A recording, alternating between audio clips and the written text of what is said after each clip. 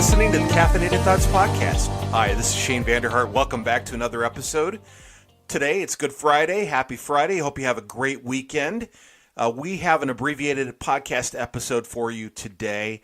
I had a conversation this week with Jonathan Williams, who is the chief economist and vice president of the American Legislative Exchange Council, or ALEC for short. He and I talked about their report called Rich States, Poor States, and how Iowa ranked and what we've done to improve our rankings over last year, as well as what Iowa can do better in the future to rank even higher down the road. Before we get to that conversation, first a word from our sponsor, American Principles Project. At American Principles Project, we believe that human dignity should be at the heart of public policy. We work in all 50 states and in Washington, D.C. to promote life, religious freedom, local control over education, authentic economic progress for working Americans, and a return to constitutional principles such as federalism. Want to help American Principles Project? Visit our website today, AmericanPrinciplesProject.org. That's American Principles, P-L-E-S, project.org. Sign up for email updates. Help us out. We want to work with you. That's AmericanPrinciplesProject.org. Okay. Well, first of all, welcome to the Caffeinated Thoughts Podcast. Well, thank you. So tell us a little bit about this, the State Economic Competitive Index. What you guys measure, how long you've been doing it. This is the 12th year now that we've put together the Rich States, Poor States Economic Outlook rankings in concert with Reagan-era economist Arthur Laffer and President Trump's selection to the Federal Reserve Board, Steve Moore. And we put together this ranking really for ALEC legislators and legislators all across the country to compare their state policies to the other 49 states, and as well as for concerned citizens of just looking to see how their state ranks when it comes to things like taxes and regulation and labor policy, things that we know matter for economic growth and economic development. And these 15 factors that we use in the report have remained consistent over these 12 years of producing the report. So now we have a consistent time series, as we say, to be able to give an apples-to-apples comparison as to where states have either gained or lost in the rankings over these dozen years.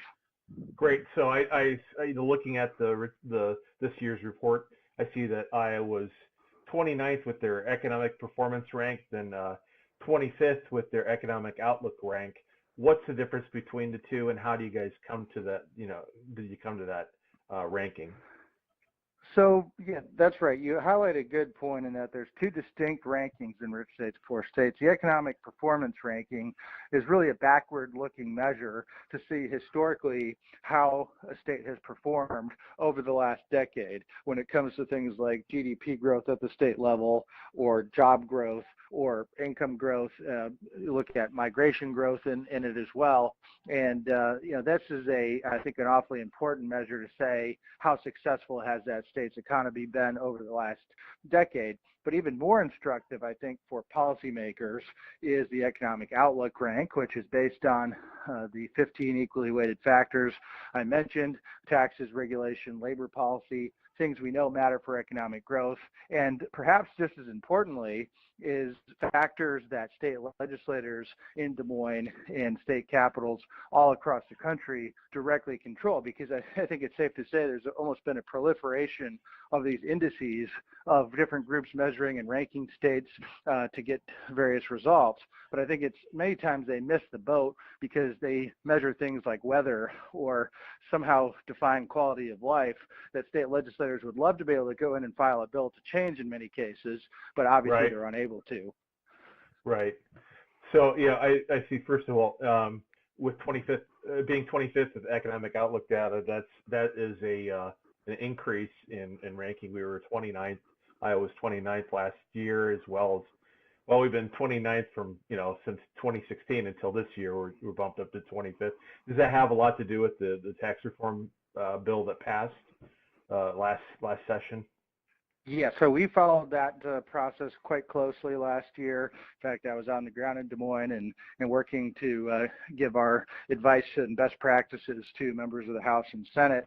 And we were, I think it's safe to say that Iowa improved pretty dramatically in this last year, moving up those 4 spots. And, one of the areas you find that has improved over the last year is the category that we have called recently legislated tax changes, which looks at the last 2 legislative sessions and really looks to see if states are moving in the right or wrong direction when it comes to either lowering the tax burden or raising the tax burden. And Iowa comes in at number 11 with only 10 states in America on an apples-to-apples basis that have cut taxes more than Iowa has.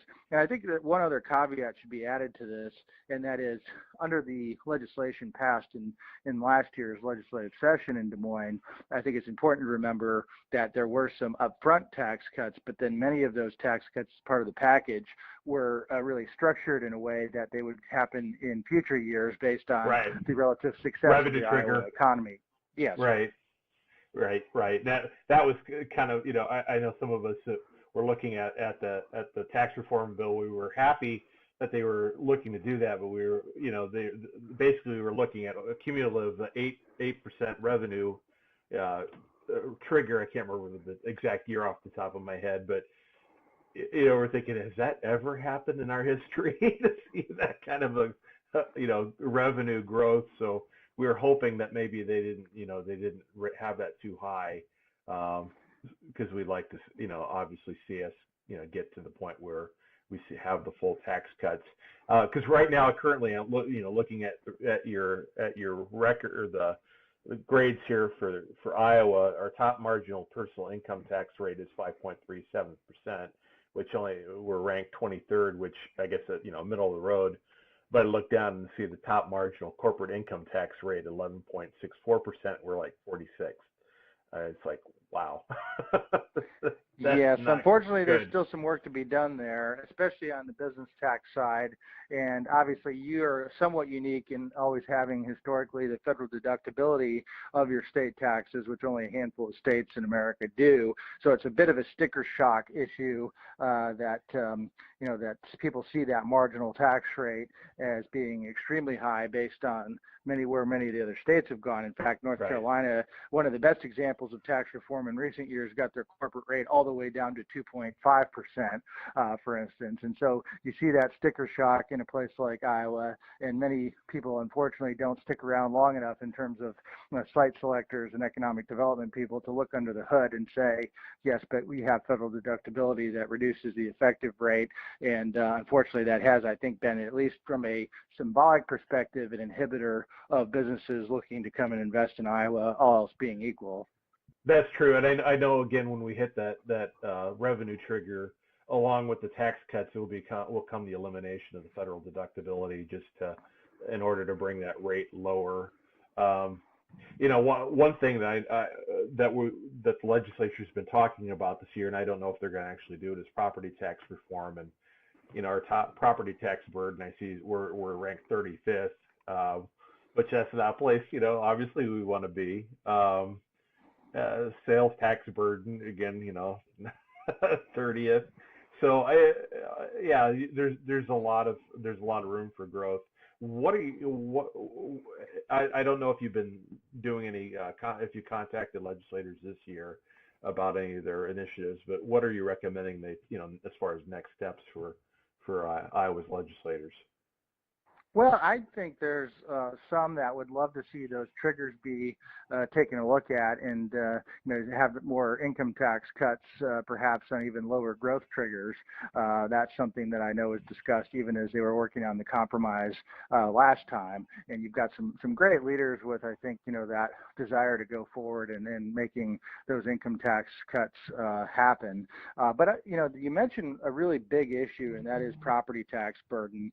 And I believe believe you maybe even talked about this when John Hendrickson and I had that op-ed on property tax reform back a few weeks ago, and we were talking about really the right way and the wrong way to control property taxes. And this is a thorny issue, and I've been doing this a long time, watching it across the 50 states.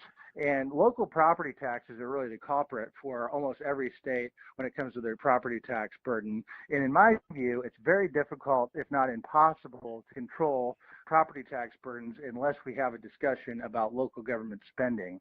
And having some sort of a real limitation on the growth of government at the local level, I think is a prerequisite for having a discussion about property tax burdens. But then there's also, in the piece I mentioned, Utah law that I'm very fond of, and it's called the Truth in Taxation law that Utah has had on the books since the 1980s, which basically just adds more transparency to the process of assessments and property tax increases at the local level. Because many times what I run into is this problem of assessment-driven property tax increases, where local officials will say, hey, we just cut your property tax rate. Isn't that great? And you go look at the bill and you realize that the bill is higher than it was last year, and you wonder what happened. And that is out of control assessments in many cases are driving the property tax burden. And by the way, those are things that add to the tax burden that many times elected officials never have to take a recorded vote on. And I think that's the beauty to Utah's Truth in Taxation law, is they require affirmative votes whenever property taxes go up, either on the rate or on the assessment. Right, and that's something that we saw this year, at least in the county where I live, Polk County. Suddenly it's like amazing. All of our property taxes went, or our property value went up by, gosh, I want to say mine was like, personally was like almost 20%. I saw one guy whose property was they basically jacked it up, assessed it as 50% more than the original value, and it's like you could talk property tax reform until you're blue in the face, or we're going to lower property taxes. We just passed a local option sales tax in Polk County, adding 1 cent to every dollar, and the officials are saying, oh, we're going to have a 50% cut in property taxes then, and then we all get in the mail this thing from the Polk County assessors, like, well, that's a shell game. I mean, yeah, we're going to lower property tax rates, but then we're just going to increase the value of your home. So, and now you're stuck with higher sales taxes and higher property assessments. So there you go. Right. Crazy.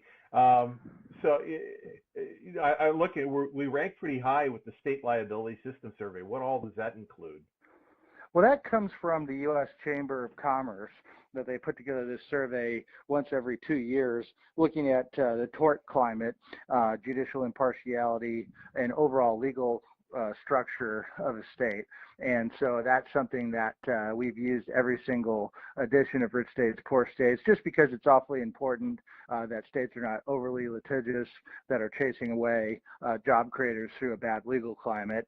And it's one that flies under the radar a lot. A lot of these other ways of ranking state tax climates alone forget about these regulatory or labor type barriers to entry that cause states to be less competitive. So I think that's one of the nice features of the Rich States, Poor States Index, is it gives a little bit more of a comprehensive view of how friendly a state is for job creators versus just looking at taxes, although taxes are an awfully important part of the equation and make up something like half or a little over than half of our variables.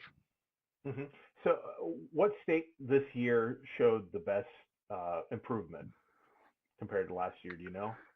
Yeah, so it was Nevada, and Nevada is an interesting case in that that's a state that has no personal income tax, one of the 9 states across the United States that go without a personal income tax, which is actually one of the things we talk about in this report often is a big economic development boost, in that many people forget that it's not just millionaires and billionaires that take advantage of this. It is that the vast majority of small business owners file on the individual side of the Right. of the income tax code, and I they're do. the ones that are creating the new net jobs, right? If you're pass-through Right. entity of a subchapter S or something like that, you realize how important personal income tax rates are for job creation and growth.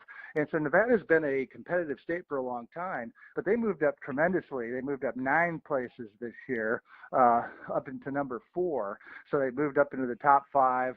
They're a state that has put some tax increases behind them. As I mentioned, our recently legislated tax change variable looks at the last 2 legislative sessions. So if they've been good lately, they can allow some of their past misdeeds and tax increases to kind of go off the books in our ranking, and therefore they improved tremendously this last year. And it's a state that overall is very competitive, not just avoiding a personal income tax, but having much more reasonable property taxes and having some other very pro-business features. And of course, Nevada benefits from the fact that they're located next to California, a state that has been chasing out businesses and individuals for many years. In fact, California on net is down about 800,000 Americans over the last 10 years, which, by the way, just for history's sake, is very interesting note. It may be the first time since statehood for California, and that goes back to 1850, that California may lose a U.S. House seat after the census of 2020 because of this big out-migration of Californians relocating to the other 49 states. Well, that probably explains the big, and I know this is kind of out of your wheelhouse, but the big push to count illegal immigrants in the census too, because that would probably help them. Anyway, well, right. So I mean, that's a huge debate over there. You count residents, you count citizens, and yeah, right. So that's going to be playing out before our eyes here over the next 12 to 18 months as they get ready for that census of 2020, which will be obviously very important for the U.S. House districts. We think the big winners of 2020 are likely to be Texas and Florida, 2 no income tax states, where it looks like Texas is going to gain 3 new U.S. House districts, and Florida will gain 2 U.S. House districts based on the huge population inflows. And those, a lot of them are driven by net domestic migration versus international immigration as well. So taking away international immigration for a second, taking away birth rates and death rates for a second, net domestic migration is what we focus on in our report. And Texas in that category is up 1.3 million Americans over the last 10 years, and Florida's up nearly 1 million. So incredible success stories of people voting with their feet towards states with lower taxes. Right. And, I guess that just proves the point of how important federalism is and how we allow states, kind of do their own thing. That way we have that ability to move, where if we were seeing policies like this, like what California is doing implemented on the national stage, where do you move to after that? That's exactly right. And states can't build walls around their state lines to keep their citizens in.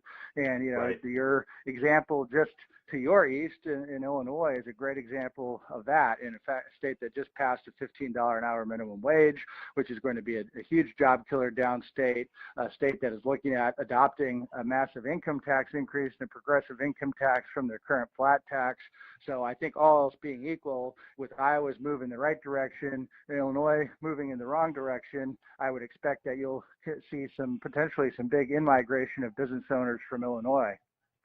Great. Well, hey, Jonathan, any other points about the report you feel our listeners should be aware of before I let you go? Well, one of the really understated elements that the mainstream media has completely neglected to report on, and that is the impact that the Federal Tax Cuts and Jobs Act of President Trump and the Republican Congress that he signed into law in late 2017 really set up states like Iowa and others that have been making historic tax reforms, really set them up for success. And this is the first time at the federal level that we remade our tax code since Ronald Reagan in 1986. And we are seeing very similar outcomes because of the linkage of state tax codes to the federal tax code. And what we saw post-Reagan's tax reform in 86 was a wave of state-level tax cuts because of this ongoing unbudgeted surplus dollars that are coming out to because of not only the strong economic growth, but because of the linkage of federal and state tax codes. So we are expecting to report that based on the 2018 state legislative sessions, we're going to see probably a total of nearly 20 states significantly reduced tax burdens. And much of that, and certainly the discussion around Des Moines in many cases, was driven by the phenomenon of federal tax reform and what that means for states. So once again, this is good for federalism. States are able to innovate and use this really once-in-a-generation opportunity that federal tax reform afforded them to now become more competitive back home. Great. Hey, Jonathan, thanks for coming on. Great having you. We'll look forward to having you on next year with next year's report, and hopefully Iowa will show even more progress. So that's right. Let's hope you hit those triggers and you can get those rates down further. All right. Thank you so much for your time. Appreciate it. All right. Take care. All right. Bye-bye. And that concludes today's episode of the Caffeinated Thoughts Podcast. Thank you so much for listening. If you happen to be listening to this podcast somewhere other than on our website, please make sure to check out caffeinatedthoughts.com. Again, that's caffeinatedthoughts.com. Or just check out Caffeinated Thoughts, Google it, and we'll show up at the top of your search screen. Like us on Facebook, follow us on Twitter, sign up for emails. That way you don't miss a single update. Also, you can find us using your favorite podcast app, whether that's Apple Podcasts, whether that's Google Play, Stitcher, Spotify, Podbean.